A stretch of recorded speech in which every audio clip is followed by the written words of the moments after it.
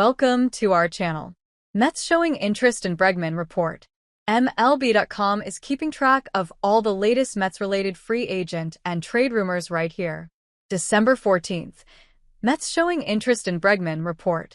Ari Alexander of KPRC in Houston reports that the Mets are among a handful of clubs that are interested in signing free agent third baseman Alex Bregman.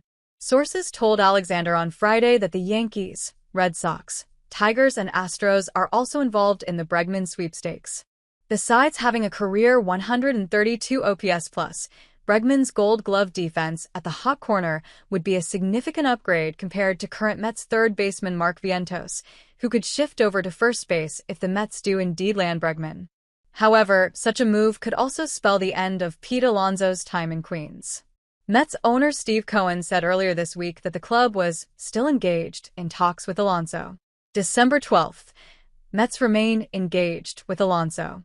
On the day that the Mets introduced their $765 million man, Juan Soto, after landing the superstar on a record deal, owner Steve Cohen suggested that another slugger, this one already beloved in Queens, could return. According to MLB.com's Anthony DiComo, Cohen said that the club is still engaged with free agent first baseman Pete Alonso, and that, hopefully, we'll get there. Alonso, who turned 30 on December 7th, posted in .854 OPS with 226 home runs over 6 seasons with the Mets.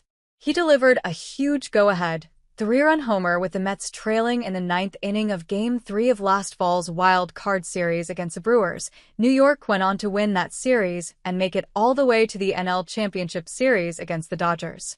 Ordinarily, the signing of a player to a record contract might preclude a club from offering another star free agent a large deal.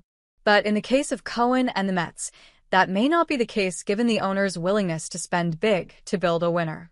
December 11th. Increasing optimism that Mets, Manaea will reunite report. Sean Manaea's first season with the Mets was one of the best of his 9-year career. He pitched a career-high 181 2/3 innings and posted a 3.47 ERA, his best over a full season. He finished among the top 10 in the National League in strikeouts, 184, 9th, WHIP 1.08, 5th, and opponent's batting average, .202, 3rd. So why not try to run it back? According to SNY's Andy Martino, there is increasing optimism around the organization about a potential reunion between the Mets and the left-handed starter, who turns 33 in February. On Wednesday, MLB Network insider John Paul Morosi linked Manaea to the Mets, who are reportedly on the hunt for more rotation help even after bringing Frankie Montas and Clay Holmes into the group. Morosi added that there is a belief that Manaea's next contract could be worth $100 million. If a deal with Manaea falls through, the Mets could pivot to signing another mid-tier starter, such as right-hander Nick Pivetta. MLB Network insider John Heyman reported in the New York Post that the Mets were scheduled to meet with Pivetta's agents on Wednesday. Pivetta, who is entering his age 32 season, recorded a 4.09 ERA and an 11.1 K/9 rate over the previous 2 seasons with the Red Sox. Pivetta received a qualifying offer from Boston after the season, meaning that the Mets would have to surrender a 2025 draft pick after the completion of competitive balance round B if they do sign him. December 11th. Mets reportedly open to trading of /DH Marte.